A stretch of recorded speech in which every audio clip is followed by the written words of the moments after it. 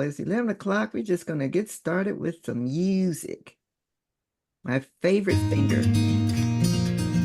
While you hear who you are in the chat, I'm going to start the recording.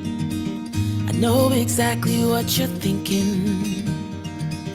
I've had those thoughts a million times. I can see the question that's behind your eyes. Oh, you're searching for your peace of mind. Now listen up to this truth. You are me and I am you. Every one of us is worthy.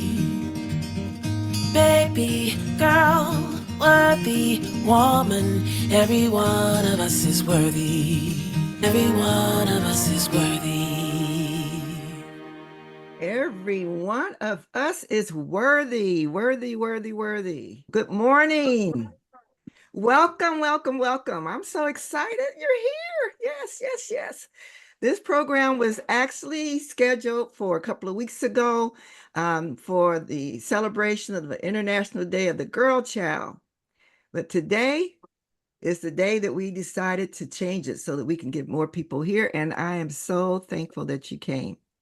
For those who don't know me, I'm Carol V. Brown, and this is my virtual room. You see Harriet Tubman, you see love. That's what I'm all about. And so I'm glad to see you all here today. I can see the names of who's here. I'm glad to see you all.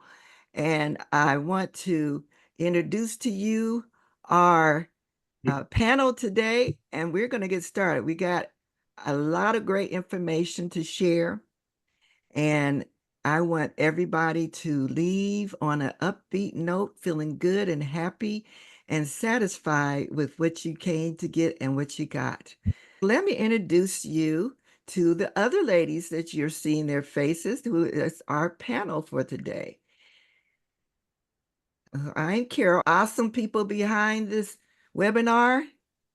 I have two screens, so I'm looking at you, I'm looking at this. Yeah. So I'm Carol. We have Tiara Gordon. B. Gordon, hold your hand, T. Tiara, that B is for Brown. For those who don't know, this is my daughter, Tiara Brown. Tiara and I have been working together in my TV program and other presentations, and she's teaching me all about the power of attraction. So she's going to be sharing some great information for you today. Then we have Adele. Adele, where's you? Hold your hand up, Adele. Adele Mary Caruso is here, and we're gonna have some fun with Adele. She's gonna get us acting, improv. Yes. So get ready to show up and have some fun. This is what this program is about, us having some fun together. It is for grandmothers and any woman over 50 who would love to mentor girls as a grandmotherly way, showing all our wisdom, our pride and self-esteem, being the model for someone who loves themselves. That's what this is about.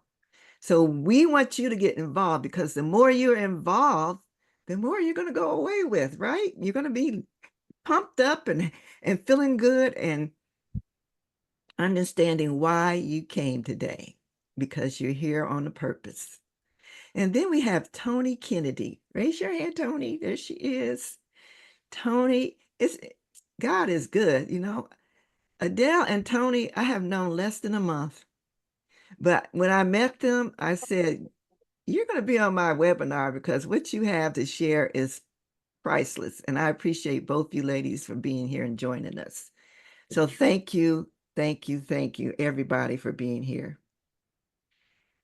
We have some goals for the day. It's 2 hours together. I want you to leave feeling good about yourself.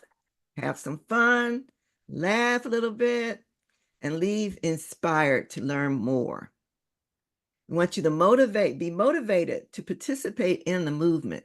I am starting a movement of grandmothers. Yes. How many grandmothers here? Okay. Grandmothers coming forth and helping our granddaughters, our grandsons, learn their self-love, and sharing our wisdom. I realized a few months ago, actually, this month, a few days ago, we lost our mother. Joyce is on here too, my sister.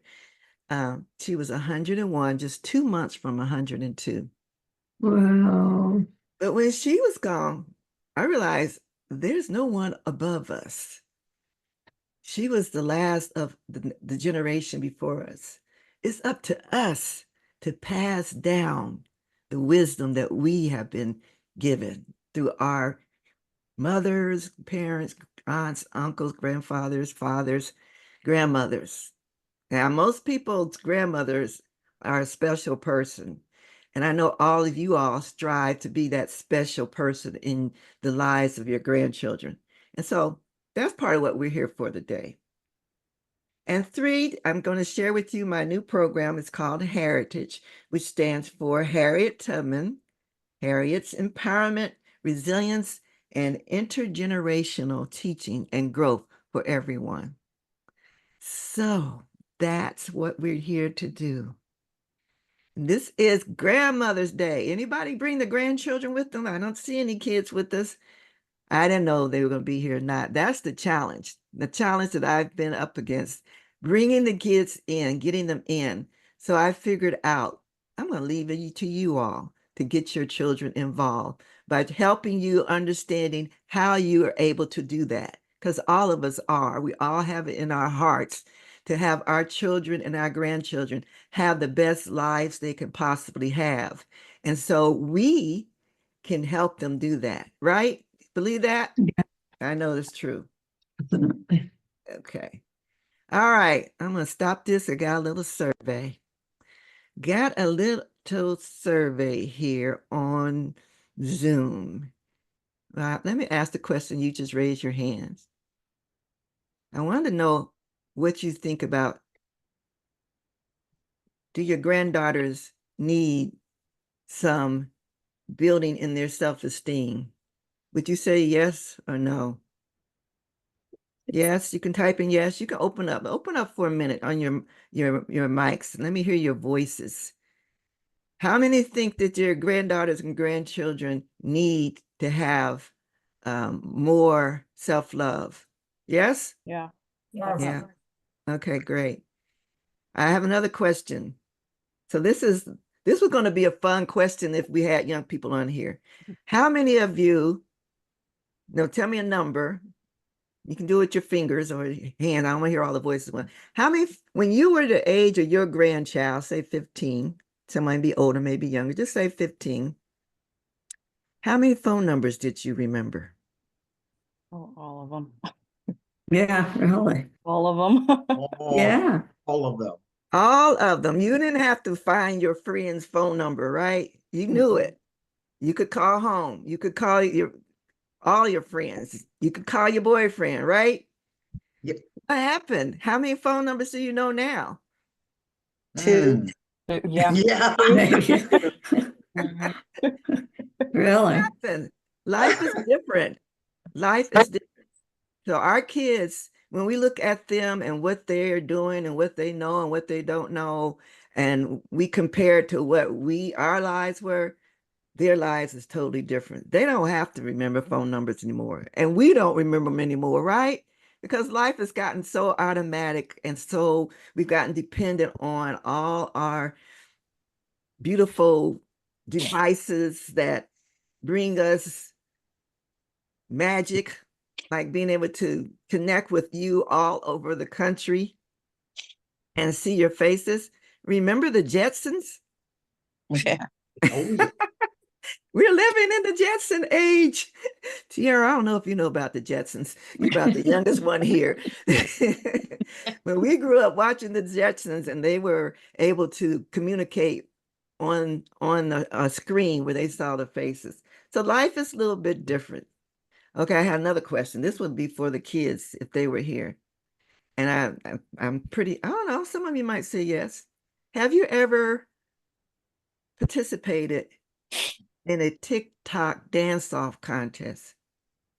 Yes. Joyce has. Okay, who else? Well, Not that's right. not actually on TikTok. I would never do that, but I have done the dances on TikTok in my house on a Okay. contest. Yeah. That's fine. That's fine. Because right now I'm going to give you a little chance to dance this morning. We're going to do some dancing. And there's one song that everybody dance to. I don't care how old you are. And we're not going to dance the whole song, but I want you to move around, little ladies. Happy? Happy. Happy. Stand up, walk Happy. in your chair, whichever you want to do, but enjoy feeling happy. Let's get happy, y'all. It might seem crazy what I'm about to say. Sunshine, she's here. You can take a break. I'm a hot air balloon that could go to space. With the air, like I don't care, baby, by the way. Because I'm happy. Clap along, give. Great. That was just an example. If you want to connect, music is a way and dancing is another way. So here you're going to get some tools on how we can connect with our grandchildren.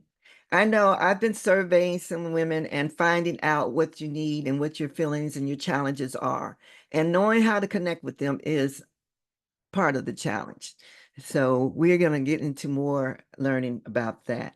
I want to share something I've been learning about recently, AI. Anybody been active in learning about AI? What's your feelings about it? I'm loving AI. I am loving AI. Can you see my screen, AI screen? So you're going to be seeing me a lot of images that I have generated with AI, and I find it's fun. So for instance, but you have to know how to talk to it.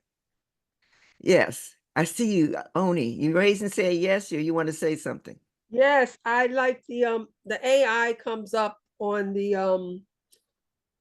Facebook, Yes. and when you write something on Facebook, I have used it to advertise my Ona Judd program, and Uh-huh. it just took it to another level. It Yes. just took my vocabulary to another level. I just loved it. It just was so on point. And also in working on my website on GoDaddy, it works. They can enhance your descriptions, and I just absolutely love it. Also, writing, you could use it. There's apps. I don't have my notes with me, but there's several apps for writers that I'm loving AI. I'm really, you know, I'm I Robot, that movie with Will Smith. Remember that movie, I Yeah. Robot? Yeah. Sort of scared people about the idea of these robots taking over our lives. But I it doesn't frighten me. I'm really into it. I love it a lot. And I'm I do also too. using it with my Zug videos that I'm doing. It's just so much fun. So It I is. want to see what you're doing with it. Okay. Are you seeing the screen? I said, Yes, I you have to see know it. how to talk to it, the prompts. So I said, Yeah. give me grandmothers dancing with their granddaughters. How's that look? Does it like this? Listen to me. Yeah, can it move? Can the image move? Some of them did move, not in this one, but let me show you something else. You got to be careful because this is the way Okay. it looks when you blow it up. Look at this face. Oh, what happened? I don't know what What was happened. that? Yeah, I didn't see that in the smaller. You can't see that Ooh, all this. You have to be careful. Let me give you another one. Give me a granddaughter with little girl with her braided hair, polishing her fingers. Well, she's polishing something. I don't know if it's a finger there. And the grandmother's got braids too. Beautiful black braids from her gray hair. That's So funny. it is funny. Now, this one wasn't too bad. I said an African American woman with gray locks, blue glasses on a commuter. Sort of looks like me, huh? Yeah. yes. Yeah. So Yes, it that looks wasn't too like you. I bad. thought it was you. Yep. That's So right. what are Done. you using this in? What is this program called? Well, I have Chat GPT and there's different ones. Unfortunately, I can't tell you because I use the one on Canva and on Chat GPT. I use several of them. And but you just Oh, okay. practice play with them and practice them. So Yeah, well, that's you on there. Yeah, it's not me, but it looks like me. So Hmm. that's what counts. I just want to put that out there. I'm having fun with AI. You'll see some pictures I generated. Look at them. And if you see something that seems a little offensive because of look a little old or distracted, just excuse the fact that AI is still learning. It's a child. Imagine what it's going to be like when it gets grown, right? But we're going to have fun with it and not be afraid of it. This is another pretty picture that they generated. Grandmother reading my book to kids, to their grandkids. So now I'm going to, for those who aren't familiar with my book, I am going to share. This is what I basically do is share. I have a book, the Harriet Tubman Way, Inspirational Guide to Self-Love, Empowerment, and Legendary Leadership for Girls. And what it's all about is teaching self-love. So I'm going to share a chapter. And after the chapter, we're going to have a little discussion about it, a little short discussion about it. First, every chapter begins with a quote from an African American woman. At the end is discussion questions. So after the end, we're going to have a short discussion because I don't want to use up all the time, but we will just give you opportunity to have a short discussion about the questions at the end. So this is recorded, so I won't run over time or anything. The Harriet Tubman Way, Chapter 18. Can you hear it? Be a woman with passion and dedication. Anytime women come together with collective intention, it's a powerful thing. Whether it's sitting down making a quilt, in the kitchen preparing a meal, in a club reading the same book, or around the table playing cards, or planning a birthday party. When women come together with collective intention, magic happens. Felicia Rashad. The story is Strong Women. When I got up north, I met many men abolitionists giving some great speeches about ending slavery. But there were some powerful women too. One of them was Sojourner Truth. She was a big woman who had been a slave in New York. Like me, she had worked hard as a man. The men. She always felt that we women were as worthy of rights as the men. I heard about her speaking up one time at the National Women's Rights Convention in Ohio. A man tried to say why women couldn't have rights. He was trying to say that women were helpless and men had to help women into carriages and over mud puddles.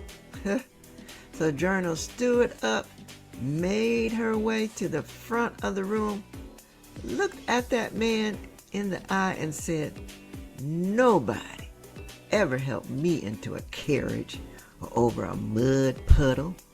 Ain't I a woman?" She was right when she said, "We do as much, we eat as much, and we want as much as a man." She said, "That man who said women can't have the right because Jesus wasn't a woman?" So Turner looked that man in the eye and said, "Mister, where did your Jesus come from?" "I'll tell you where he came from. God and a woman. Man had nothing to do with him. If that first woman God ever made could turn this world upside down by herself, I know all these women here today can turn it right side up again. Now that they're asking to do it, you men better let them." You know, that brought the women to their feet. I remember talking to Sojourner about what life would be for us colored women after we were all free. What we found out was that after the war was over and we were all free, it was time to fight some more. We had to fight for the rights to vote, the right to go where we want to go, and sit where we wanted to sit. I met Susan B. Anthony at her home in Rochester, New York. She had helped me with some of my passengers headed to Canada. Susan B. Anthony and Elizabeth Cady Stanton were some strong women, and they had dreams that women in this country would vote. They marched in the street and spoke at rallies. I marched with them sometime. Once someone asked me if I really believe women should have the right to vote. I looked at that man and said, I suffered enough to believe it. I remember one time when I was in Rochester, Miss Anthony took me to a rally with her. Now, I remember coming in the room and sitting down, but I must have fallen asleep. The next thing I knew, somebody was calling my name and shaking me. I wasn't sure what they wanted me to say, but I told them I had worked on the Underground Railroad, and my train never jumped the track, and I never lost a single passenger. I guess they liked that because they cheered. Marching with Miss Anthony was all about getting the right to vote for women. But colored women had more problems than voting. Colored women decided we needed our own meetings and groups. We knew we were the ones that had to take care of our children. We wanted to make sure our children got an education. We organized and helped poor folks with food, clothes, and to do all that we could for our people. I was right there with Josephine Ruffin, Mary Church Terrell, Ida B. Wells Barnett, and Frances E.W. Harper when we formed the National Association of Colored Women, and our motto was lifting as we climb. Yes, I've been fighting for freedom and rights for a long time, taking care of folks the best I could. Now that I'm too old to get out there and march myself, I want to keep the women encouraged. I told them that the Lord is with you. So you women stay strong and keep on working to make the world better for our children and families. Be a woman with passion and dedication. Be a woman who seeks strong women for camaraderie, support, joint efforts, advocacy, and as mentors. Harriet Tubman was a woman of actions, and she sought out other women to work towards improving life in America for everyone. Women are strong, and when dedicated to a cause, they are unstoppable. Women can and should work towards supporting each other. Older, more mature women are important in the development of self-esteem and leadership in younger women. Appreciate the loving spirit of strong women in your life. Be encouraging and learn from them. Activities. Discussion questions. Felicia Rashad was born on June 19, 1948. She is an American actress, singer, and stage director. Number 1 question. Felicia Rashad is a woman with many talents and accomplishments. What are some of the awards she has won? Why do you think she has accomplished so much in her life? Number 2. Can you name some women in your life that you feel are strong and determined? Number 3. What are some of the traits these women demonstrate that makes them great leaders? Journaling. Number 1. What are some of the traits that you share with these great women? Number 2. Visit our website, www.karolv like Vanessa, BROWN.com. That is www.carolvbrown.com/women and girls. To learn about some women's organizations that you may want to follow on social media, support, or maybe join. Okay, let's stop for a minute and talk about it.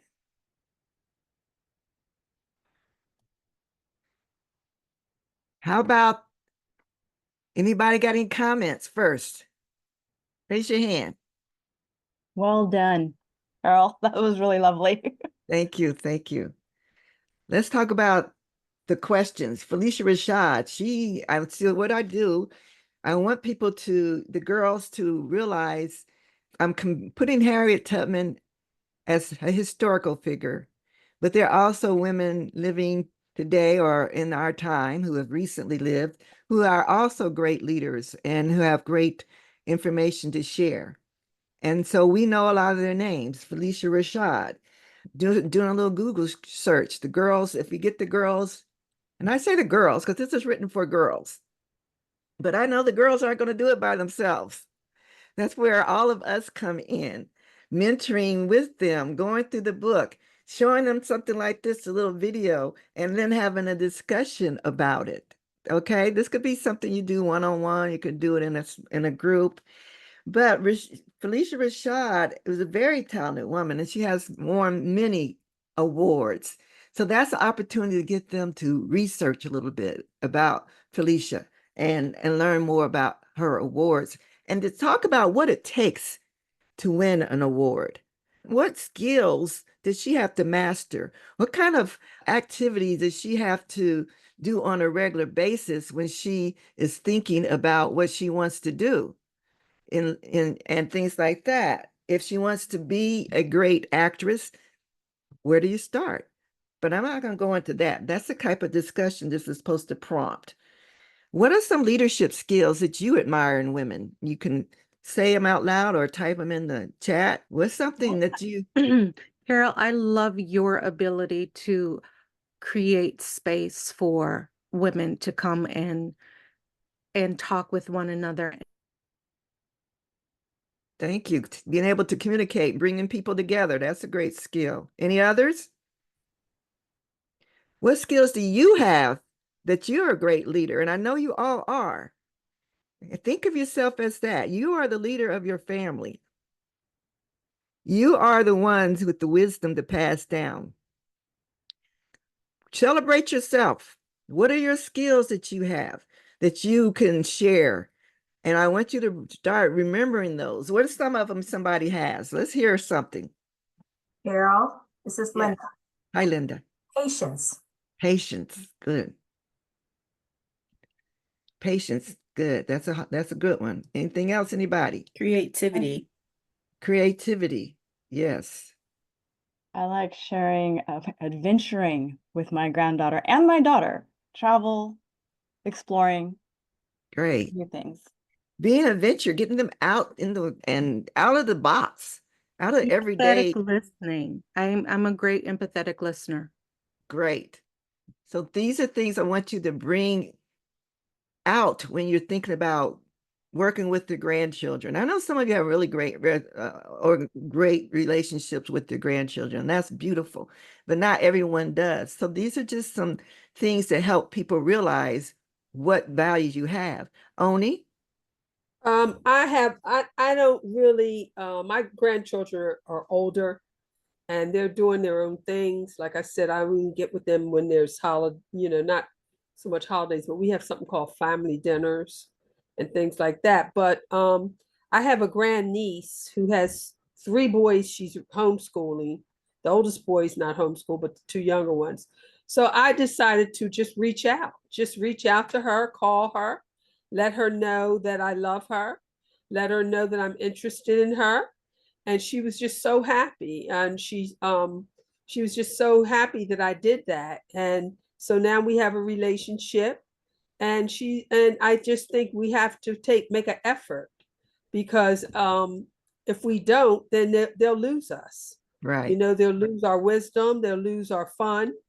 And so that's what I do with my nieces, my grandniece, I should say. Her father's my nephew.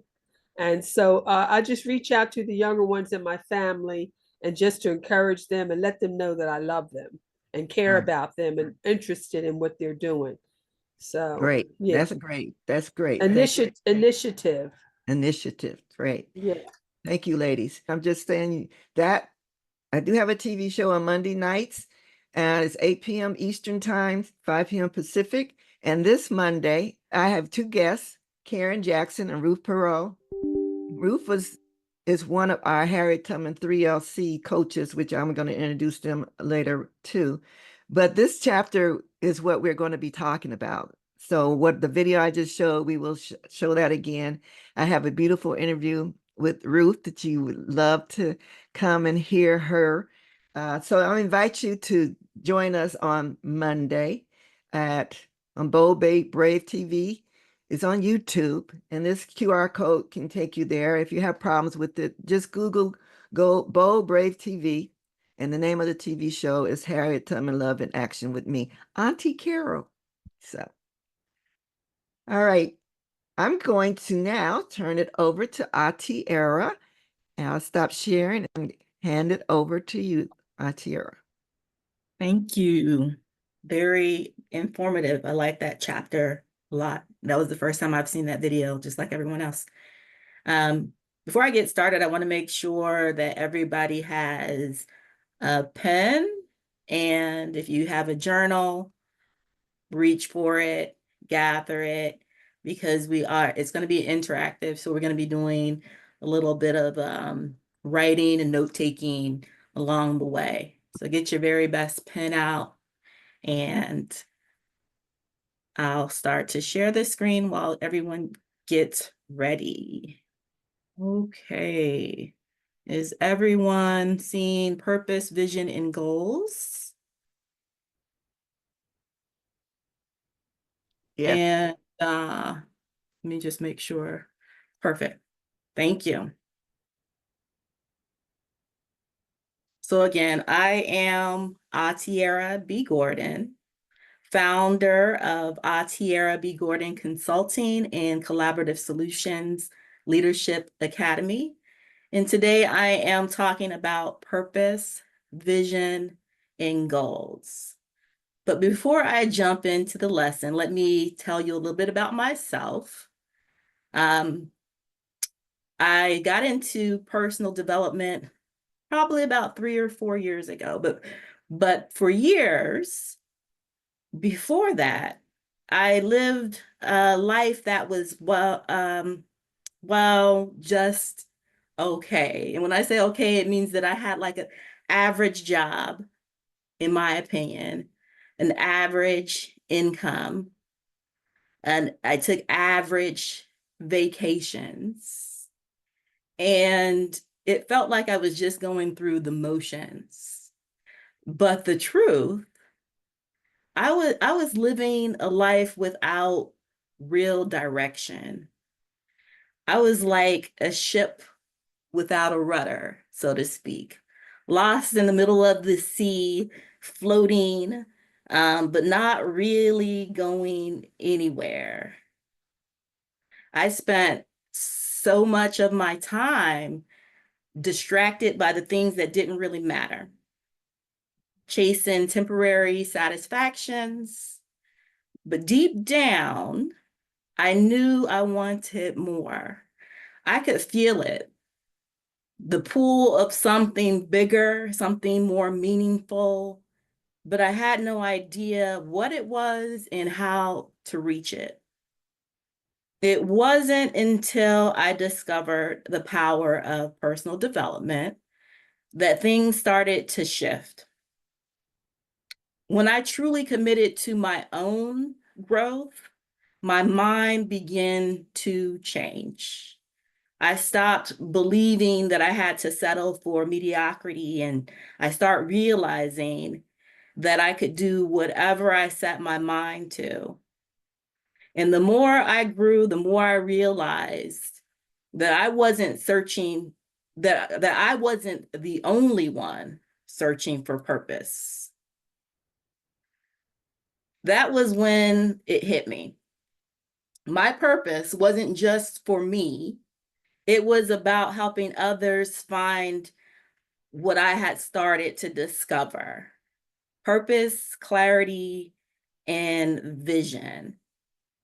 Now, finding my purpose has changed absolutely everything. Purpose has given me confidence, not just in my abilities, but confidence in my vision, in my goal. It has instilled in me a deeper inner strength that pushes me harder than I've ever worked before. Yet somehow I love it. I just absolutely love it. I'm reading more, I'm studying more. I am setting an example for my son, my husband, and I'm showing them that the power that comes with focus and purpose, I'm showing them the power that comes with it, like a purpose-driven work. And so today we are, oh, before I get there, it's okay, it's like a transformation that has taken place. And so I've tapped into something that's priceless, and I want to share it with you. And it all starts with finding your purpose, helping discover what it is that you are meant to do. And you can think about that on a grander scheme of things or on a daily basis. I mean, it's going to drive you. Now, for the purpose, and I keep saying purpose, purpose, purpose, for the purpose of this lesson, we're going to talk about it from the perspective of being a grandmother and building relationships with your grandchildren, specifically granddaughters, if you have them, based off of tying it back to the book. However, if you're on this call and you have adult grandchildren, don't have grandchildren at all, you can relate this to anything. So the information that we're going to talk about today, it is not just about relationships. It's any role that you play in your life. So a brief introduction is about this session. We're going to dig into why it is so important to have a strong purpose in your life. We're going to talk about vision and what it really is, what it really means to have a vision. And then we're going to end with discussing goals and how to set goals that scare you and excite you at the same time. All right. So purpose. Your purpose is really the big why behind everything. Finding deeper meaning in your role as a guiding figure in your grandchildren's lives, especially your daughters, has to be on purpose. So it's not just going to happen. You have to intentionally make that something that you want to happen. And today I'm going to walk you through different steps and give you information, tips, and tools that you can jot down, keywords, because I don't want you to just head down writing. And of course, this is going to be recorded and shared with you. Let's see. So as you can see, your purpose is the guiding force. Your purpose provides clarity, and your purpose evolves over time. key takeaways, tip 1. So your purpose serves as your internal compass. It gives you your life and your work meaning. When you align with your purpose, every action you take feels more meaningful and fulfilling. Your purpose isn't just about what you do, it's about the why behind what you do. Your purpose provides clarity. So when you have a clear sense of purpose, decision making becomes easier because there's no more, should I do this? Should I do that? You can know what your purpose is, and you can ask yourself really one question. Does doing this lead me closer, or does it take me further away from my purpose? And so that makes decision making truly, truly simple. So you're able to focus on what truly matters, cutting through distractions and prioritizing things that align with your bigger vision. Your purpose fuels resilience. Your purpose gives you strength to keep going even when challenges arise, and knowing why you're doing what you're doing provides the motivation and determination to overcome the obstacles. And lastly, your purpose creates a ripple effect.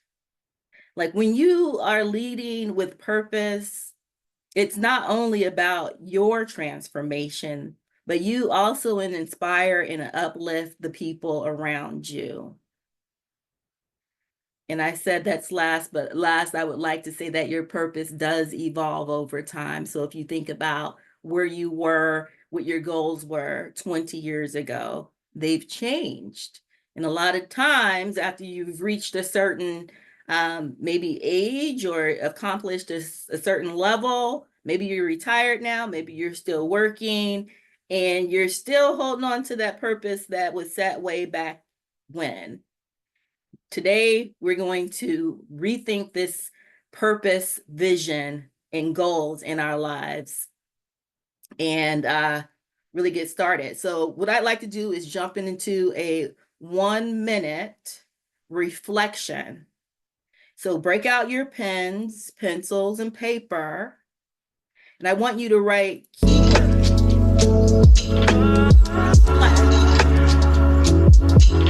Keywords that define your why. As you're writing those things down, I want you to think about what role you want to play in your granddaughter's life, and how can you make a lasting impact. All right. Now we are moving on to vision. So vision is seeing the future before it happens. So your vision is the clear picture of the future that you desire. And so as it relates to this conversation, it's the picture that you desire with your grandchildren. Your vision shapes the way you nurture, guide, and support their growth and confidence. And your vision is the blueprint for your future. Let me go to this next slide.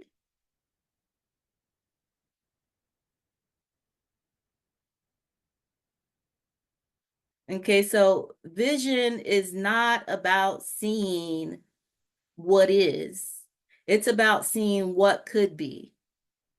So when you build a clear vision, it acts as a blueprint for everything you want to create.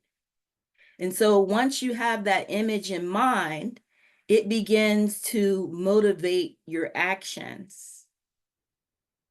Bob Proctor, who is a mentor of mine, in the personal development world. He says, if you can see it in your mind, then you can hold it in your hand. So when we think about purpose and vision and the way we think and bringing clarity to what we want, your vision it has a magnetic force that cuts through your distraction and gives your mind something to aim for. So that's why it's really important that there is clarity behind your vision. Because if there's no clarity, if you don't have a vision, then it can pull you the opposite way. So without a vision, it's easy to get lost and sidetracked by immediate concerns and obstacles, which we all face. There's going to be circumstances. We all face adversities.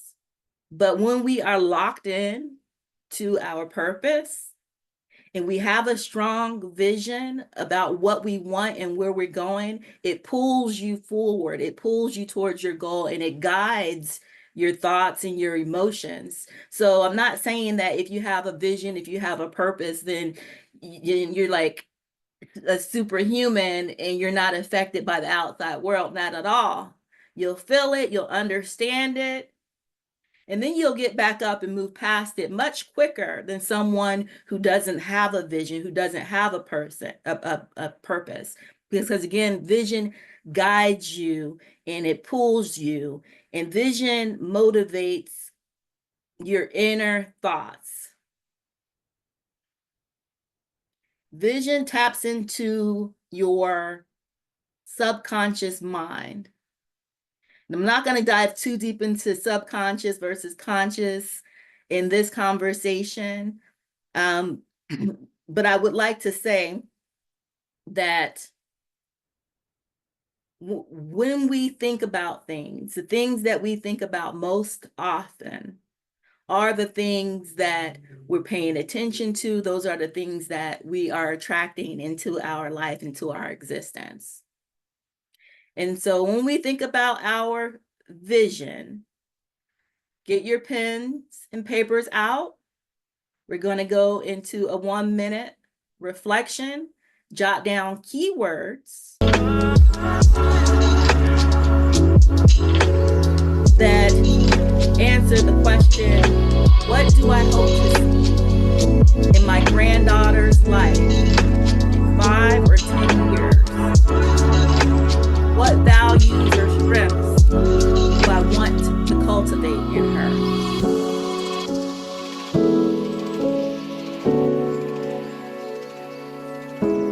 Again, you can build granddaughter in with whatever resonates with you at this time in your life.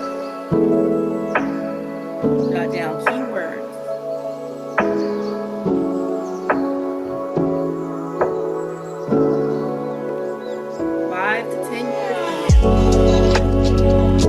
What is that vision? What values and strengths can you bring to the table to help bring that into fruition? All right, ladies, now that we understand a little bit about the strength of a purpose and how that is a roadmap for you. Vision, we understand that vision is going to attract to us the thing that we see the most clearly. So we want to make sure that we're seeing things clear.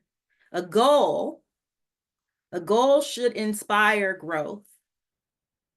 A goal requires commitment and persistence. And the goal must be what you truly, truly want. So when we set our minds to and we lock into a goal activates our minds and shifts our energy. And so that it starts to make us say different things, do different things, spend our time differently than what we would if we didn't have a goal. The power of a clear defined goal, Bob Proctor teaches us and teaches me that the power of a clear goal, and the more specific of your goal, the easier it will be for your mind to focus on achieving it. Clarity creates confidence. I'll say that again. Clarity creates confidence. By defining exactly what you want, you make it easier to create a mental image of it, which in turn guides your actions. So if you're not very clear on what it is that you're going after, if you don't know what your purpose in your family's, your family, your role in your family's, in your family dynamic, you don't understand your purpose, then it's kind of impossible for you to have that vision. And if you don't have a vision, then having a goal that you're working towards, that you're being pulled towards, isn't going to happen either. And so we want to make sure that when we're thinking about what a goal is, we understand that a goal must be based off of what you truly, truly want. So you can't make your goal somebody else's goal, or your goal can't be what you think that it should be based off of you fill in the blank. Your goal has to connect with your true desires. Your goal should reflect your deepest wants and dreams, not just what feels possible right now.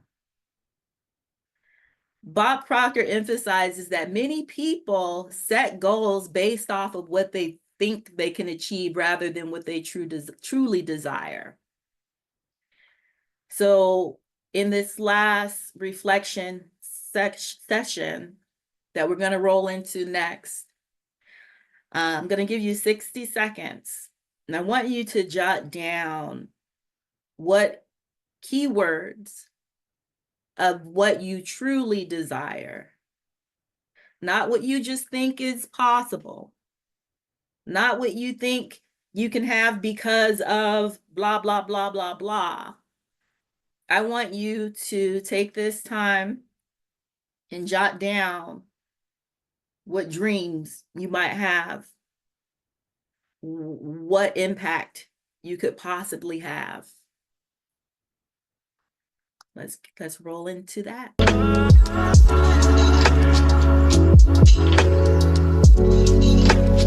as you're writing these keywords, I want you to think about, what is a goal you can set today to strengthen your relationship with your granddaughter, your grandchildren, and contribute to their growth.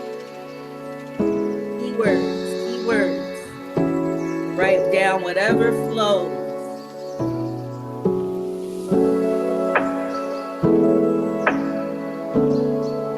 All right, so now we've connected. We've connected with our purpose, our vision, and our goals.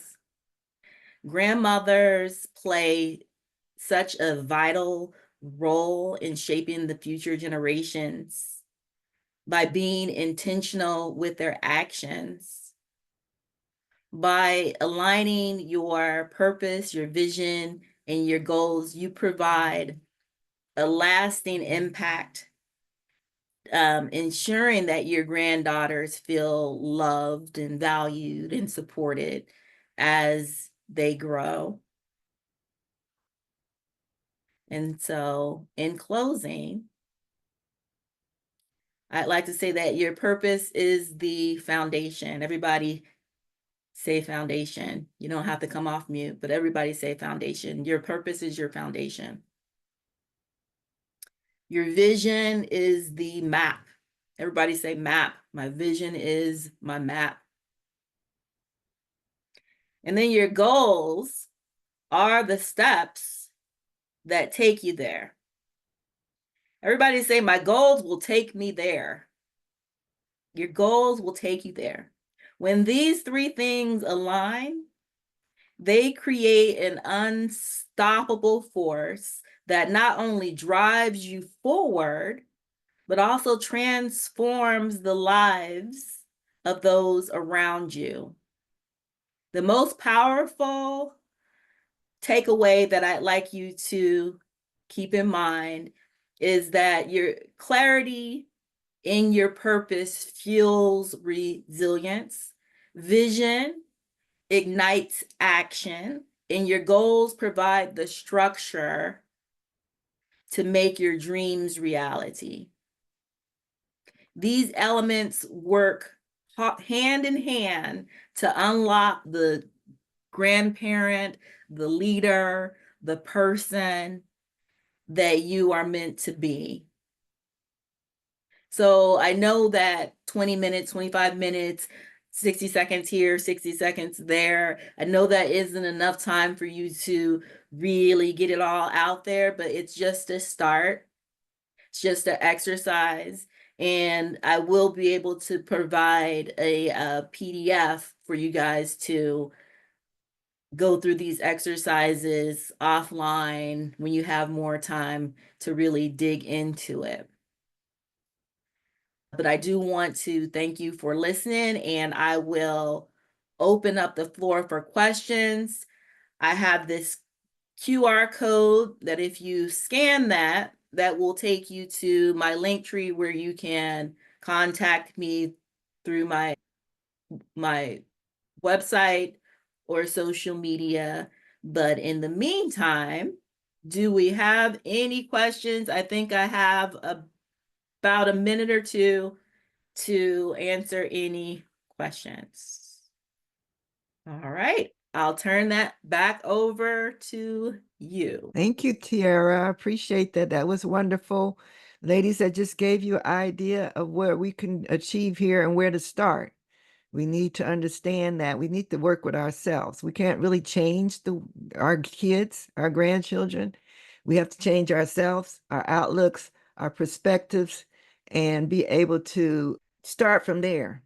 So working on yourself first. Tiara is available to help guide you through that. And I'm going to tell you about the Heritage Program, which she will be a part of as we go through. So I'm going to move on with our next presentation. Before I get to our next presentation, which will be Adele, I'm going to tell you a little bit more about what I do. These beautiful women are Harriet Tubman Love, Leadership, and Legacy Coaches. This time last year, I started the program, and these 11 women were trained to be coaches. And what they did was we met together weekly. We went through my book. We talked about the lessons. We discussed it, and they taught these lessons on an event that we had. Each one did their own interpretation of the lesson. And now they all are certified to teach the program in their community with groups. I just wanted to thank all the ladies. Oni's here, and Ruth is here, and Deborah's here. And if you don't see them on screen, you see their beautiful faces here. What's one thing that grandmas were known for in general? Maybe not every grandma, but what's thing grandmas are known for? Praying, praying. They prayed for us. Some generations, somewhere along, if your grandmother wasn't a prayer, somebody was to get us where we are. And so I just want to pause for a minute here to say we want to keep some of our members in prayer. We have never met physically. I only met physically Donna because she lives here and where I live. But we have become a close family, mentoring each other and supporting each other. And that's what part of being in a community is all about. So I want to just ask for prayer for Janice Cochran Day in the left-hand corner. She's in the hospital with a medical condition. And Joyce Bailey. Joyce is a mother who she's at the period right now of reliving her mother's worst nightmare. Her daughter was murdered last October. I'm going to put in the chat a link where how she and her family turned this tragedy around, where she has been is a news It's a TV interview with her and her husband and how they have used this tragedy to help some other young people by starting speech event every year. So I'm going to put that in the link so that you can visit that and support her and her program. I know the pain. Some of you know the pain. I've been there myself. So we want to lift her up during this time. So just briefly, I want to tell you what the Heritage Program is. It's different from the Heritage 3LC, which I've taught and we talked about going out in the community. The Heritage, which is all about grandmothers working within their own family. And it's all about helping you find ways to use the book by going through the lessons and talking about it. Using self-love talk for yourself. I want you to be utmostly loving yourself and move out from there with the love and compassion for your family. We forget ourselves, right, ladies? We love the families, but we forget ourselves. We're bad at that, I should say. And so I want to empower you to really put yourself first. It's not selfish, it's self-love. So I want to, if you have your phones out, if you want to use this QR code to get this booklet, is Building Bridges, the Heritage Way to Self-Love, is a guide with some tips for grandmothers that you can use to work with your grandchildren. It also gives you some information about the Heritage Program. So if you are into the system with this QR code, you'll receive that within an email. All right, and I have another survey before we get going. And this one you can just yes or no. So, is embracing self-love and understanding, is it important in your life and the lives of your granddaughter? Yes, raise your hand if you say yes. Build support, being supportive, and with the intergenerational relationship that empowers both you and your granddaughter. Is that important? Okay. Sharing your life experiences to inspire and guide the younger generations. That's something you all can do. Yes. Practice effective self-care techniques that enhance your well-being. We all have to be healthy before we can do much for anybody else, right? I see my nurse Linda there. Yes, yes. Create meaningful activities that foster bonding and love in your family. So that's what this course is all about. And I'm not going to go into a lot of detail. When you get that QR code and you start, there's a little email that's going to have some videos in it. It's going to talk about it more. I just want to briefly tell you that in that program, it will be a weekly group on Wednesday nights, most likely. That's where I'm seem to be on Wednesday nights. 6 weeks. I actually might start the second week in November on the 13th. So there would be 2 sessions in November. I'm not going to try to do one the day before Thanksgiving. And then 3 in December and then 1 in January. So we would meet on Zoom like this and it'd be an open session with discussion. It's not so much me talking, it's us talking. And then it would be a 3 one-on-one sessions with me. So my background is I'm a dietitian. I'm also an emotion code technician, certified emotion code, which is another way of helping people get through their emotions and be able to release them and feel better. Energy medicine is what that's all about. And I just have a good listening ear, like Tony was saying she has, to hear what someone's concerns are and help you work those things out. So I want to have a session with everybody before the start, begin like after 3 weeks, and again at the end to see where you are personally and also help you with your grandchildren. I have a movie, and then sometime you'll see videos. If you watch my TV show, clips of the movie, you will have access to that. And then you will have access to my gift box storyline, which is something new. Some of you don't know about the gift box. This is a gift box. And again, I'm not going to go into detail. It's a gift box that says, I love you. And inside it has items like the book. So it has not just the book, in the main book, but also a workbook that goes with it so that you can write in there like a journal. And it has a gratitude journal. Now, what the gift box party is, which is different, that's something new I came up with, is that I've given these gift boxes away, and some of you have got them and given them away. This is to add a little more meaning to it. So when we give a gift box and we talk about, say you're giving it to your granddaughter, I want you to be able to share some stories that go along with the gift box. The thought that having young people journal their gratitude is one thing, but putting a story with it is another thing. So as I was preparing to talk about gratitude, I thought about I was filling up my water bottle, my water pitcher that purifies water. Some of you may have that. And I'm thinking, oh, this is so good water. But it made me realize how blessed I was when I looked over at this calendar on my refrigerator. It's like, be like Brit. Yes. So Britt is a young lady who was in Haiti during the earthquake, and she lost her life. And her family, she was there with the orphanage for children, and her family supports this orphanage.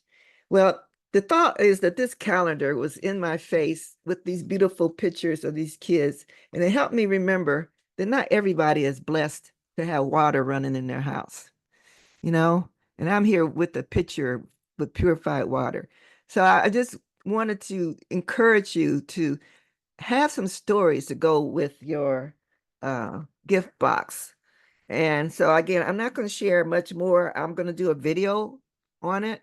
And so that you can see how each item in the gift box, like this affirmation scarf, is a tool to start the conversation by adding your own I am statements and to design your own affirmation scarf together with your granddaughter. These are just ideas to make this more meaningful. So look for that. And that's part of what I will be doing with this gift box storytelling. So how much is this class? It is, price is $197. With all that you get is worth $472. But today, special event, today is only $100. And I'm not asking you to pay for this today. If you sign up to get the little booklet on heritage, you will be given more information. And I suggest that if you are interested and want to hear more, to set up an appointment to talk to me. And that's basically how we start that. So I'm going to stop there and turn it over to Adele. Well, first of all, I'm just so excited with this whole webinar. Carol, everything you've put in, Ateria, just unbelievable. I'm so excited. And so, anyways, I just thank you so much for the opportunity to do this. So, I'm Adele Mary Caruso. I'm an improvisational and drama coach. And I just so much in improvisation. It offers so much to people. It offers more creativity, more spontaneity, more confidence, more teamwork, and trusting in yourself. And improv is also the funnest thing to do. It is so fun. And so in there, I'm also a holistic health coach. And even in my practice of doing both things, I have just seen that improv has so many healing capabilities, spiritually, physically, emotionally, and mentally, because you're really out of yourself. One of the main criteria for improvisation is that when you're doing a skit, when you're getting a skit together, your main purpose really is to make the other actresses look great. So now just think about that. If you're making the other actresses look great, then how are they going to make you look? So it means like if you forgot, like say somebody comes out and you really start to become much more present Because when somebody comes out on stage, you're looking to make sure that all the props are there. You're making sure that so many things are in place. So if somebody was supposed to say start off the skit with a handkerchief, and you see they don't even have it on them, then it's just amazing how everybody it all works together, and the audience never knows that anything has happened. It allows, in doing improv and teaching it, I heard just so many comments from parents how their children just did so much better in school, that they basically were now more team player and helping one another out. And there's just this, and more lightness about them. They're just like not getting stressed. It's a great way to eliminate stress. So I want to start off by just kind of probably doing an exercise to just get us warmed up and get some energy going. So what I'd like for everybody to do, you can either do it sitting down or standing up. In this exercise, I want you to basically not move any part of your body. You can be sitting down or standing up. Sometimes if you stand up, it just allows for more energy to flow through. And it's a good thing too, like to know that, just like Carol played like the dancing, before you're going to work on anything, or you have something that you really have to like get together, and I don't even like the word work on, I always say play with. And it's a good thing to switch that word. Oh, let me just play with some options. So basically, if you're getting ready to do something that you really have to concentrate on, put on music and dance around, get your energy moving, so that then, or go for a walk out in Mother Nature, because it will really allow you to then just flow through that with much ease and grace, rather than having to work on it hard or figure it out and pushing upstream. So this exercise is just basically to show you how each word has such an effect on our body, and how we can either show it in our facial expressions or with our whole bodies and so forth. So I'm going to say a word, and I don't want you to move any part of your body except your face. Okay. And I wish I could. It's just, I had gallery on, and it's just not allowing me to get gallery. It's not allowing me the option at all. So anyway, so I'm going to say the word, and then basically just move any facial, expressions, but don't move any other part of your body. So, excited. Excited. So what are your facial expressions? You're excited. Something great has just happened. You're on this webinar. Excited. Excited. Okay. So now I want you to put a little more energy. So same word, but now I want to hear a sound along with the expression. Okay. So let's do a sound, any sound of excitement. Yeah. Do that. And another thing that I want you to play with, because 25 minutes is not enough I'm just dabbling on some things. But in your home, yeah, there you go. In your home, when you're alone, try just talking out loud about things. Even if you're trying to figure out something, instead of just being quiet about it, talk about it. And you'll see such a difference happening. Or sing about something or whatever. And you'll just see different things happening within your body. Your energy will just switch, and you'll just feel so much better. So now, everyone, we're going to say the same word, but I want you to use your facial expression. I want you to use your whole body.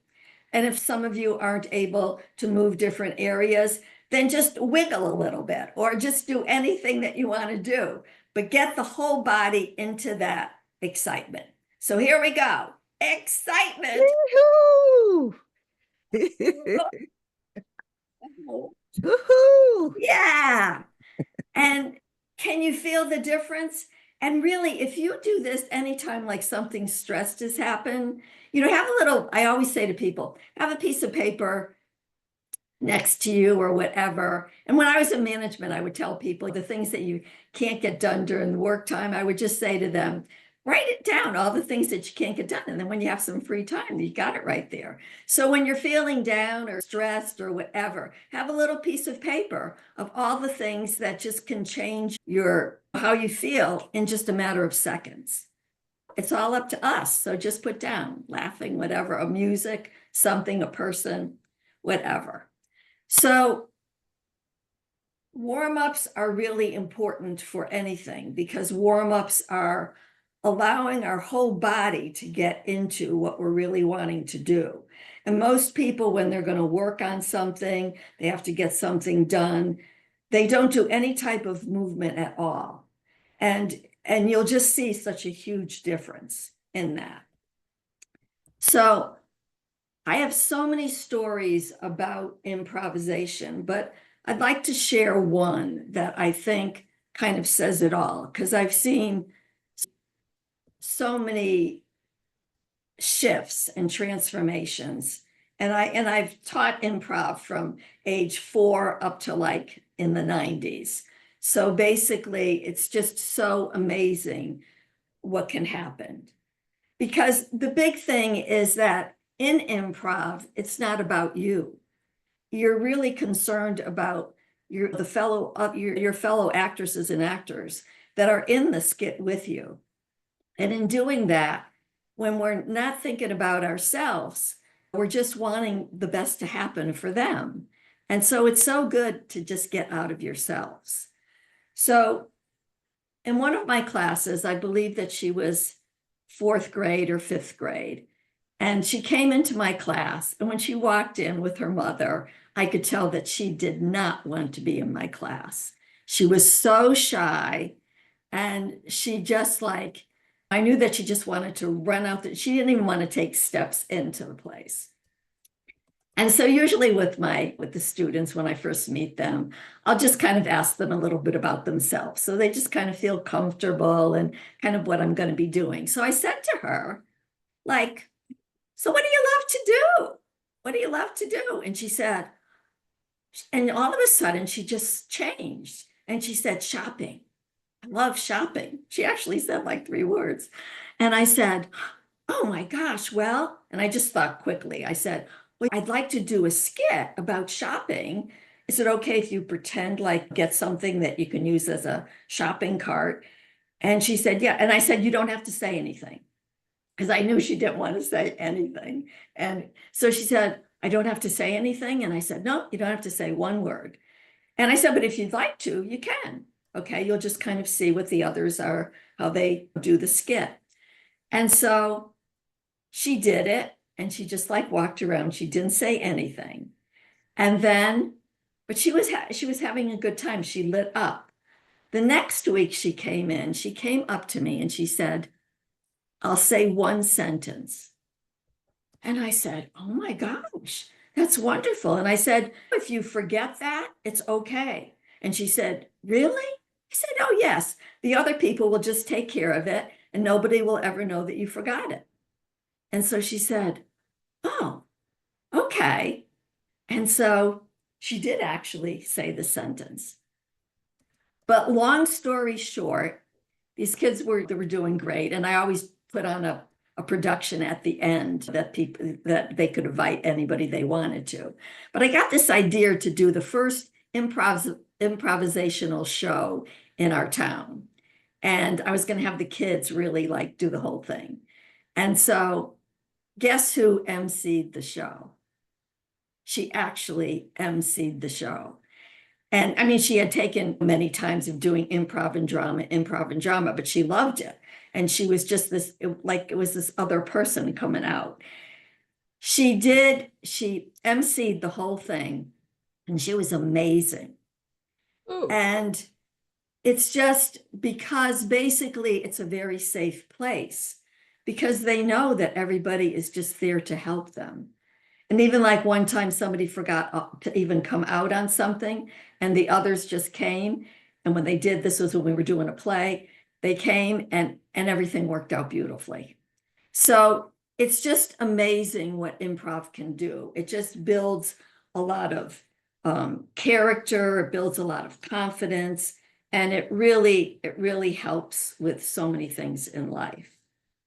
So what I'd like to do these are everybody that's here. Let me just tell you how when you're setting up an improv, how it goes. And I'm going to give out a handout, and It's you can in the probably chat. play with it's in the chat.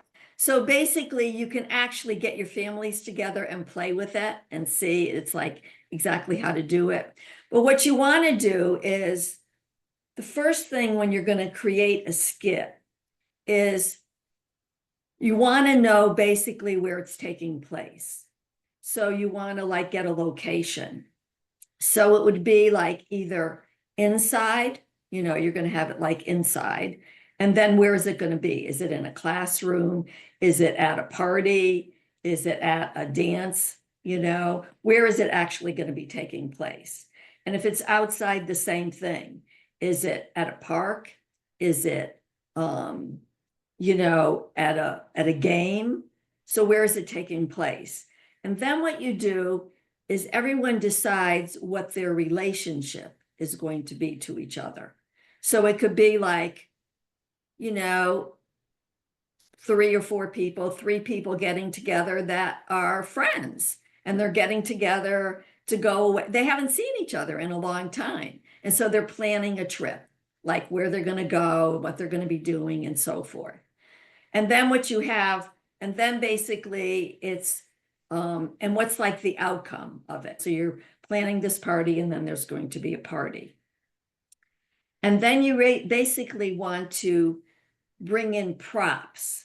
So you want to have like props to basically get the scene to be starting. So usually it's nice to bring in something that you love. So say that you had, and a prop is anything like a book, it could be a picture, it could be a gift that somebody gave you, it could be a poem, it could be something a word that just touches your heart. And so what will happen in the skit is you'll all get together, and then basically you will then use that prop to basically bring the skit into it happening.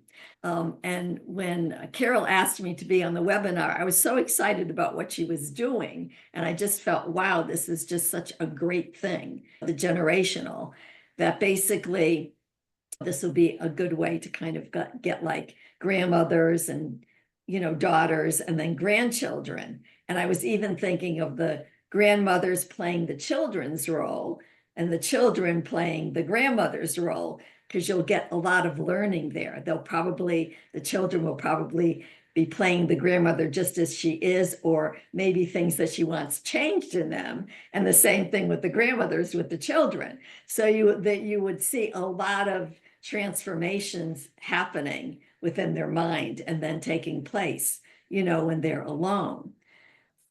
Okay, so Tony has her hand up. Adele, to what you were just talking about, my oldest granddaughter's 4, and we've had this routine since the day she came home from the hospital of lotioning her and dressing her, right? And yesterday she decided it was my turn to be the baby.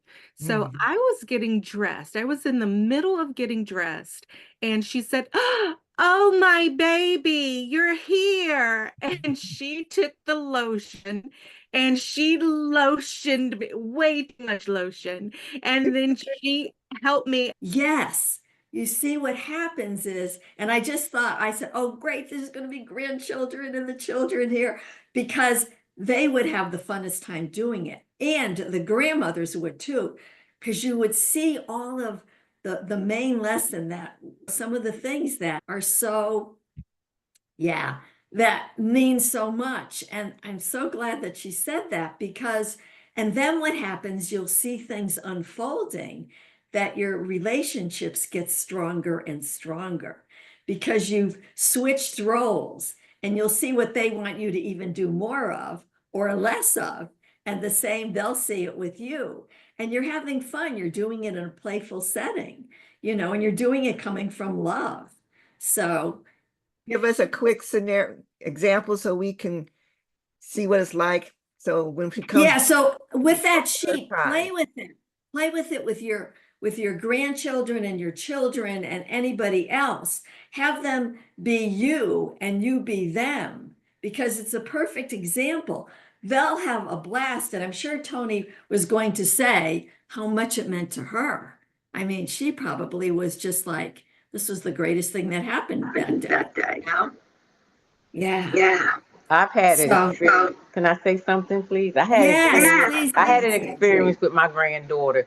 She's 11, and one time we were reading, and then she started like marking me, and then I started talking like her, and it was so funny. And she was like, she was saying, "Move your plate off the table and put it in the sink." That's supposed to be me, and Yeah. then I would be her. Oh, oh, I'm tired. I don't want. And she was just laughing. She said, "I sound like that." I said, "Yes, you do." And it was so funny, you know. Yeah. Yes. Yeah. So it's just a wonderful thing. We talked Yeah. about positive thinking. We talked about changing roles and acting out and having fun with them. That's the way we start the communication skills. Yeah. Tony's going to talk about Adjectives. adjectives, Yeah. the words that we use that come out of our mouth to describe us and our children and our grandchildren. Thank you, Adele, and I hope that we do get a chance to actually practice that. I think maybe one of our sessions when we get our heritage program going would be a session to have you come and we actually do some. That would be great. Oh, that would be fun. Yeah, that would be fun. Thank you so much, and Thank thanks you. for sharing. Yeah. Yeah. I'm gonna show a Okay. little video. I don't, you can't see my t-shirt unless I stand up. Adele has one on. She's standing already, but this is a little t-shirt from my niece, Ocean's, and I want to let you know about Ocean's t-shirt. Adele's got hers on. Hi, I'm Carol Brown, and this is Ocean Brown. And we are here to show you our beautiful shirts, which Ocean designed. Girls United by Love. Yes. What were you thinking when you designed this beautiful shirt? Well, I was thinking of like unity and like girls coming together to form like friendship and like getting along with each other and a whole bunch of positive things. And they're all hugging, holding each other. Yeah. Ocean's a senior in high school, and this t-shirt, together, we're gonna all help her have a successful college career in whatever form, art form, or whatever she wants to pursue. So support Ocean by buying your t-shirt, A Girls United by Love. Each t-shirt purchase with her design is gonna fund $5 towards her college fund. Let's send her off with a big, beautiful scholarship. Thanks, everybody. Thank you. Thanks, Ocean. Love you. That's Ocean is my niece, and she's a senior in high school now. And so she just let you know, I do have a little store, Harriet Tubman Girls United by Love store. These are some other products. And you can go to, let's see, what's there a link there? Go to my website. Just throwing that little plug in. Don't wait till December 15th to order. These items are made when you order them. So order in November if you are interested in them, okay? I'm going to go ahead now and tell you a little bit more about the Heritage Program and what is offered along with it, the benefits for the grandmothers. Part of the benefits are health benefits for yourself. Anyone familiar with the Blue Zone? Have you heard about the Blue Zones? Yeah. Adele has. Nancy, you have? Okay. Blue zones are areas in the world where studies have shown that people live into their hundreds. More plentiful number of people live into their hundreds. And it's all because they've studied and looked at their lifestyles. I recommend you look at the Netflix documentary. It's 4 parts, actually. Live to 100. The Secrets of the Blue Zones. So the Blue Zones is a study, but found out that there is a organization here in my area that is facilitating teaching the Blue Zone to people. And so I'm going to be active working with them. But I just want to show you that how this program is going to benefit the grandmothers as far as longevity and happiness. It's the Blue Zones. We'll be talking about lifestyles, being active in your daily activity, feeling that you have a purpose. If you're helping some young person have a better life, that's your purpose, right? Being part of the community and family, even if you're not a grandmother, you can mentor some young lady or a young man, if that's who you prefer, and be there for them. That gives you a sense of being needed and being able to contribute those wisdom we have. And we talk about healthy eating. As again, I'm a dietitian, so talking about healthy eating is part of what we will also do when we get together, and I'll do that individually with people as well. Just talk about this grandmother's kitchen. What do you remember about grandmother's kitchen? Did your Oh grandmother my gosh, was great, was your great. grandmother a good cook? Yes, yes. Even if she wasn't a good cook, one thing you know about grandmother's kitchen is that she cooked, right? Yeah, It's not like the snacks that we have now. Popcorn was something we might have snacked on, or we might have got potato chips. But these tackies that these kids eat, these hot things, this right here is a list of ingredients, chemicals.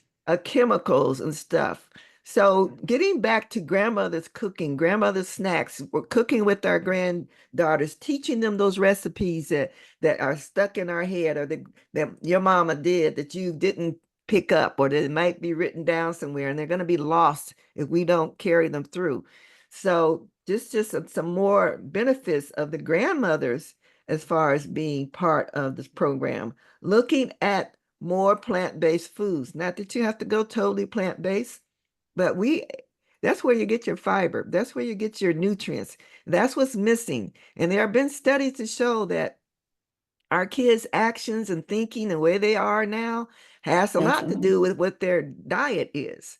So if we learn to eat better, get back to cooking, back to more plant-based foods, natural grown sources of foods, then we can teach that to them and we'll feel better. Another thing is the benefit of our health problems being resolved through us learning more about how to eat, be healthier. Linda is part of your Leaders in Women's Health. Leaders in Women's Health. Thank you. That's here in Washington State. They have a seminar on diabetes next week. And so if you were here, you could attend that. But those type of things you want to seek out so you can learn as much as you can. And that's part of what I would help doing. Real quick quiz to close out. What is the seeds for number one? What are these seeds? You know, kids don't see seeds anymore. Somebody tell me what the seeds are this number one. Pumpkin seeds? Are they watermelon I was gonna seeds say, or pumpkin seeds? looks like pumpkin, Pumpkin. maybe. Okay, how about number two? Fennel, I don't know. Mulberry. Mulberry. Number three? Popcorn. Popcorn. Number four? Flax seeds. And number five? Beans. White beans. Okay. Watermelon, grapes. Oh, green Yeah, they beans. don't have seeds in grapes anymore. There are grape seeds in some grapes. And then just think about it. What's natural? What's more natural? The grape without a seed, watermelon without a seed, or watermelon with seeds? That's when we get back to the natural foods and not so much for all the stuff that they've done to our food. When we are learning how to eat healthier, we can teach that to our children. Yep. Sure enough. Okay. So again, if you came in late and didn't get a chance to scan for your booklet, there's this again. So this is great, Carol. So your whole thing here, we get a discount of $100? Is that what yes. you're saying? Yes. For the whole thing that you're offering? Yes, and you know that $100 just pretty much covers the big gift box because it's $50, and believe me, it's $20 to ship. Tony, I'm going to turn it over to you and let you share with me. Okay, thank you so much. My name's Tony Kennedy, and I'm the creator of a podcast for children and families. And it was voted best podcast for children and families 3 and over by Common Sense Media. And I started this podcast. This year I turned 60, and I started this podcast 2 years ago. I've always been an educator. I was a preschool teacher for over 2 decades. I perform in schools with a little puppet, specifically for preschoolers as Miss Tony and the Macaroni Band. And I was just sitting around doing my life in Florida when my daughter saw a contest for Spotify. And Spotify was looking, this was a woman, Verdell Walker, who's like an educator and children's content maker. She's made Thomas the Tank Engine, among many other shows. And Verdell Walker started this program partnership with Spotify because every day men would come into her office and they would pitch her a show.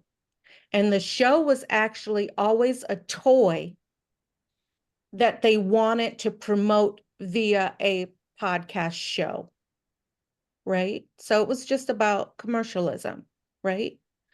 And Verdell thought there's got to be people out there that actually care about children.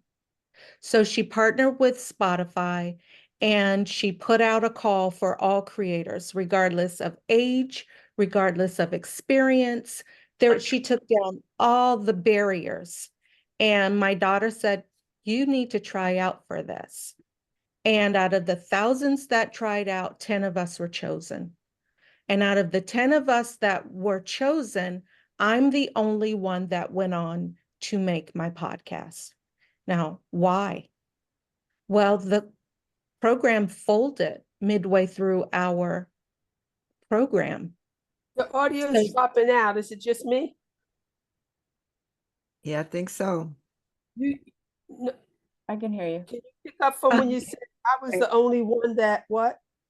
I was the only one that has gone on to continue with my podcast. Okay, great. Yeah, it's saying my internet is unstable too, so you broke up. But we're listening. Go ahead. Okay. And age is definitely a factor. Because as you all know, we're not just sitting here collecting dust. We're collecting experiences, and from those experiences, we're collecting wisdom. We're collecting and working on this entire 60 years of my life when my mom used to yell at me, Tony, pray for patience. And I would say, God, give me patience now. You know, we know that's not how it works, right?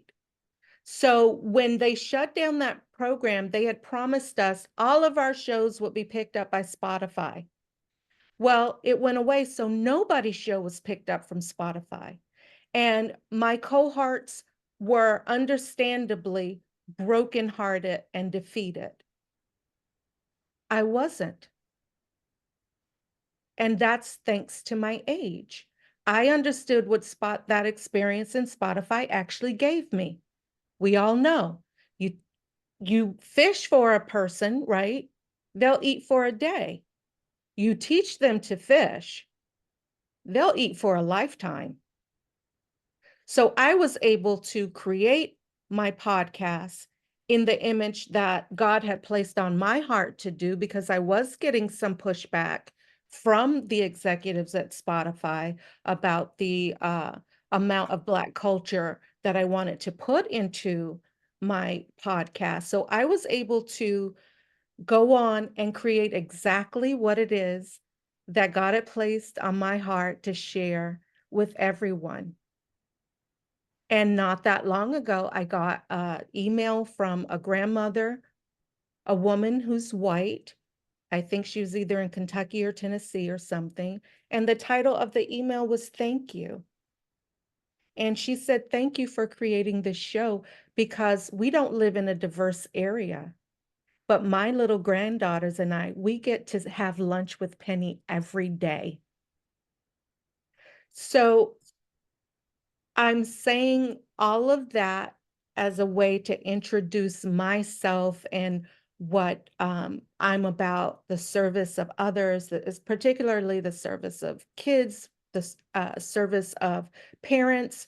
I was asked, what is the role that I see as a grandmother? My role as a grandmother, I learned through being a preschool teacher, and that I'm a mother's helper. That's who I am. That's my role. Mothers need all the help they can get. And what I've learned as a grandmother, when that baby was first placed in my arms, I saw her differently than my own children. And being a grandmother does hit different. And it's not because of a lack of responsibility, in my opinion. People think, well, this is yours, you were mine. That responsibility is not there. I don't think that's the truth for me. It hit differently for me because as a mother, I assigned myself the job of protecting my children, keeping them safe, having them experience as little hardship as possible. As a grandmother, 30 years later, seeing this little baby, I understand those things are impossible.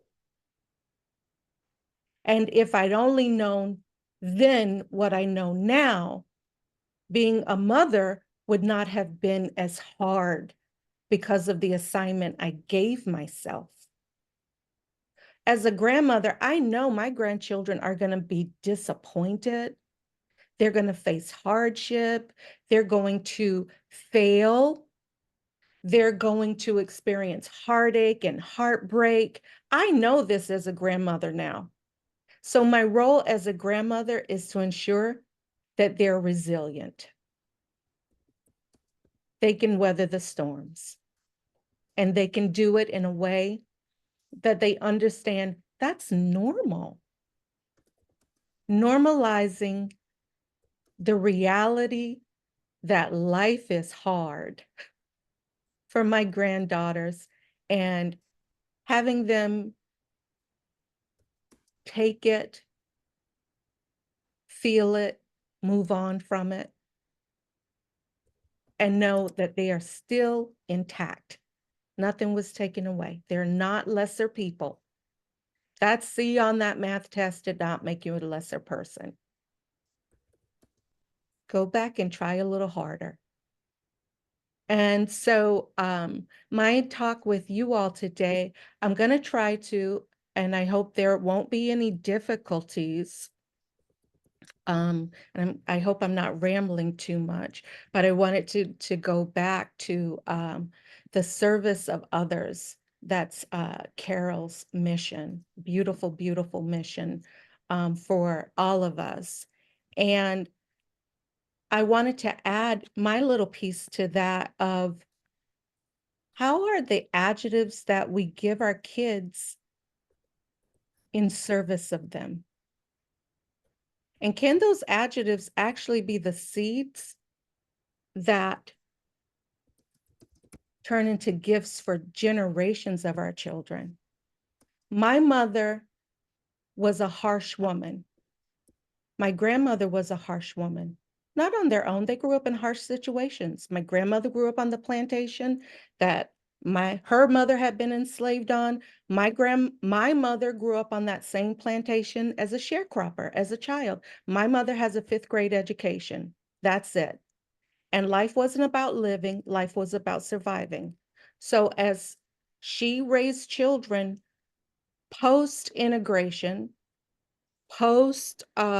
well, I'll leave it at that, post-integration, she felt a lot of fear for us.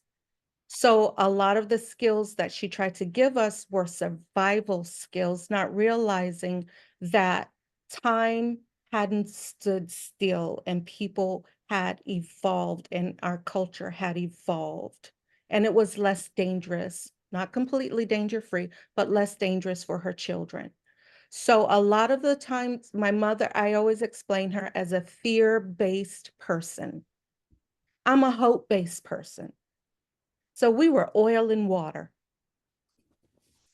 And a lot of the adjectives that my mother would give to us was nosy, busy, grown, and we all know what that means, right? You're too grown, right? Those were the adjectives.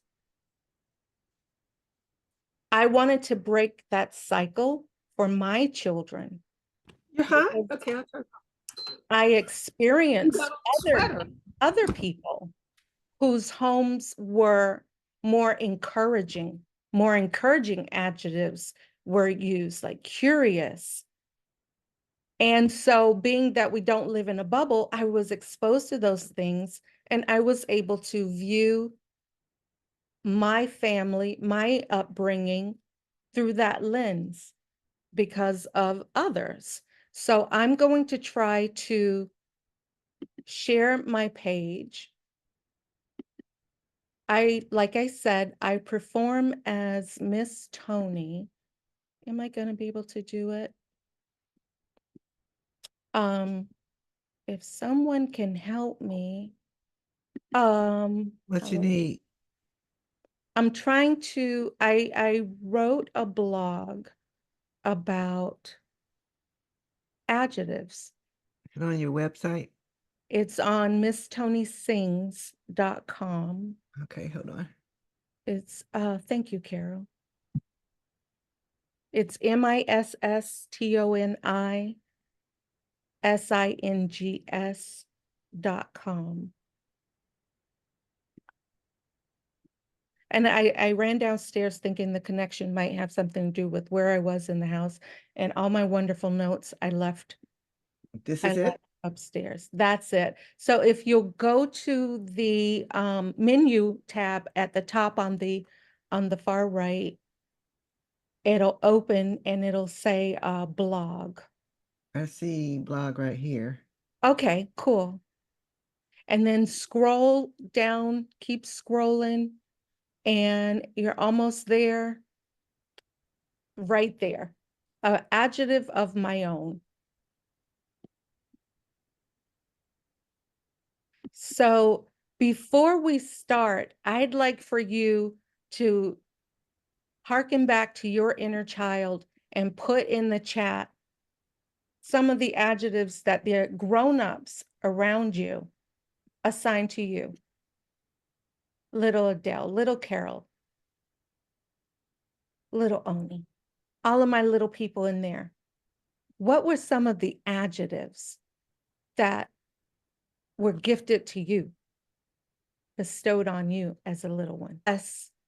Yep, I was also, I was a sick child, which also put a pressure on the family. I was born with basically a very weak immune system. I was type 1 diabetic by the time I was 10. And that was very hard on the family. But these are all things I didn't realize in real time. It's taken me a lifetime to understand everybody's doing the best they can.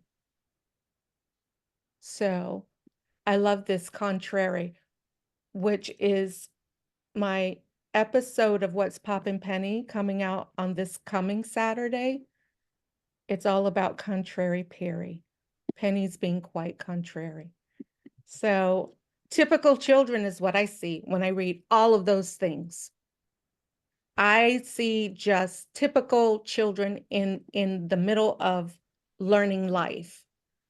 So I don't know how many of you are familiar with the movie The Jerk with Steve Martin, but that movie famously opens, I was born a poor Black child. And of course, it's a joke because he's Steve Martin and he isn't. So that's how I started this. And I go on to say, and unlike Steve Martin, I'm the youngest of 9, and my mom lived to be 101.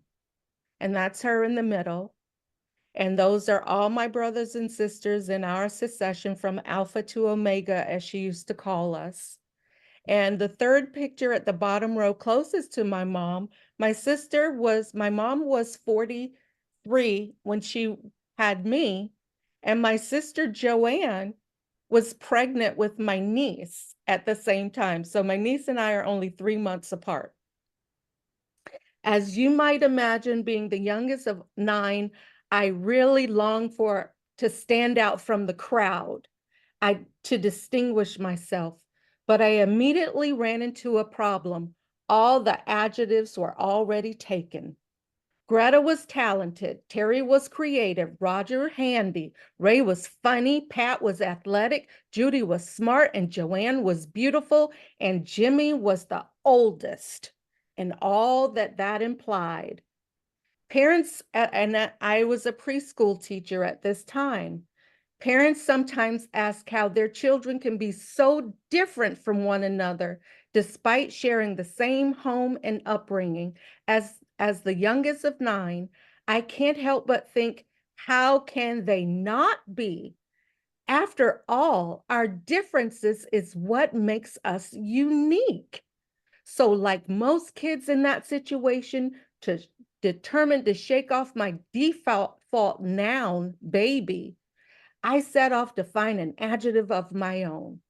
After a life that included being a foot model, a country singer, a hairstylist, a microfiche document personnel for Goldman Sachs, a personal makeup artist for Mother Love and Whitney Houston, a mother, a homemaker, a business owner, a preschool teacher, a nurse, a children's author, songwriter, and edutainer, and now we can add podcaster to that list. I finally realized that my adjective is open. I am open to change. I am open to struggle with and the intent to overcome. I am open to love. I am open to sharing. I am open to life. One of my favorite children's books is Seven Silly Eaters by Marianne Hoberman. It's a perfect illustration of how when we combine our differences for good, something wonderful can happen. We are all born with a purpose, and though many of us may share an adjective or two, look closely and you will see there's something unique only to you. And that thing is what the world has been waiting for. That thing is your magic carpet that will take you around the world, to the moon, deep into humanity, and back again. When you embrace your adjective life, when you embrace your adjective, life suddenly becomes an adventure. While it may be nice to have a kid that safely sticks to the path and avoid the brush, try to remember that the kid blazing their own trail, though that patch of poison ivy, through that patch of poison ivy, no less, may be the next Steve Bezos or Whoopi Goldberg or Julie Chen or Common or Dr. Hadiya Nicole Green, PhD, who veered from the path of optical communications and lasers to pioneer a groundbreaking nanoparticle cancer treatment. Yep, she's literally helping to cure cancer. I believe each child comes with their own story written on their DNA, and we adults have the gift of hindsight and experience to help make their journey the most fruitful and enjoyable experience their life has to offer. Every kid deserves the joy of finding their own adjective, even if it means that you just may have to pack a bottle of calamine lotion for the journey. And I always conclude it, until next time, remember child development is human development. And my favorite adults are simply children who along the way have learned discernment. Beautiful. Beautiful. So, what are some of the adjectives now as grandmothers, and you have the gift of hindsight? What would you have called your little self?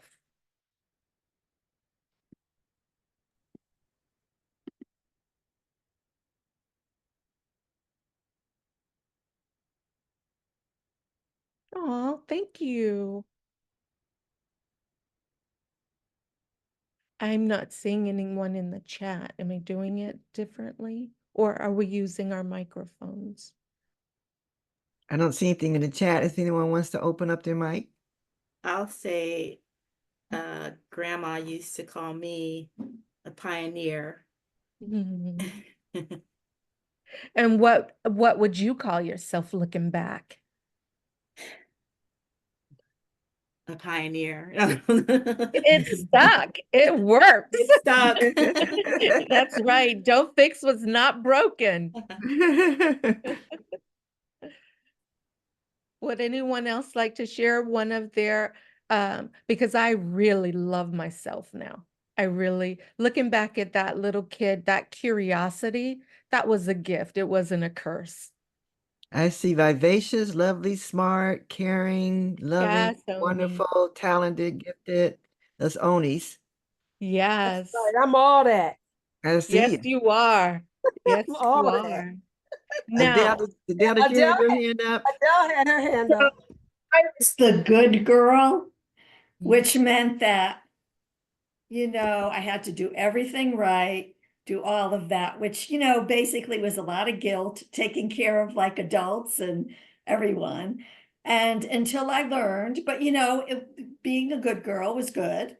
But now, I'm very creative, I'm very spontaneous, and I'm really about, just really self-love and really being connected to who you are and having the funnest time doing it. And whatever anybody thinks about me is really none of my business. absolutely. I love Right? It's that. just I like we love need to that. be who we are. Authentic is what we need to do. I see Traveler from Linda, Critical Thinker Mhm. from Nancy, Brave and Upfront, Purposeful, all that from Oni. Yeah. Now, as grandmothers, what adjective, if there could only be one, at the most two, that you gift your grandchildren that you look as your legacy now? I'm giving you something. What's poppin' Penny? Her grandfather teaches her a poem and tells her to never forget it. This poem is important for the legacy of our family. So if you were bestowing one or two adjectives on your grandchildren that's going to outlive you for 5 generations and far into the future, what would they be? Does anybody want to share? What would those adjectives be? I have loving and strong. That goes for the girls and the boys. I have 4 boy grandsons and 1 granddaughter. Loving and strong. Spiritual Yeah. driven, says Oni. Yes. Yeah. Tony, this is beautiful and I appreciate it. Everything I'm so glad you got back on. We are way over time and I don't want to keep people very much longer. Any questions for Tony? I see Be a Dreamer. And I'm so glad you got back on because this was a beautiful way to end our program with the adjectives. And I think I showed people your website so they know that it's there. And we'll need to make sure that grandmothers find you and continue to what's poppin' Penny. I love that. Thank you. Thank you, everyone. So your message is going to be heard widespread. Oh, thank you so much, Carol, for inviting me, and thank you all. Yes. And Where are you located, Tony? Where? I'm in Florida, Okay, which part? Sarasota. Okay, all right, nice. You're doing a great work. Keep it up. I love your Thank podcast. you. So's everyone on this call. Thank you. Yeah, everyone, thank you. So uplifting. I'm so glad I spent. I just thank you again. I appreciate you all staying, and I'm just going to close with this is honoring grandmothers, and like I said, I just lost my mother a year ago this month, but it's Tiara's grandmother, and she represents all grandmothers. I'm going to close with my mother singing at her 90th birthday party when she closed out singing the song to us. And as we hear her song, we can say goodbye and wish everyone a blessed day. Thank you, Carol. Thank you all. Are so beautiful to me. All right. Don't you see? Okay. You're everything I hope for. You're everything I need. You are so beautiful to me. All of you, my families, my beautiful friends, everybody who's here, I'm now through. Thanks for coming. Thanks for coming, lady. I love you all. Bye-bye. Have a blessed day. You too. Thank you, Carol.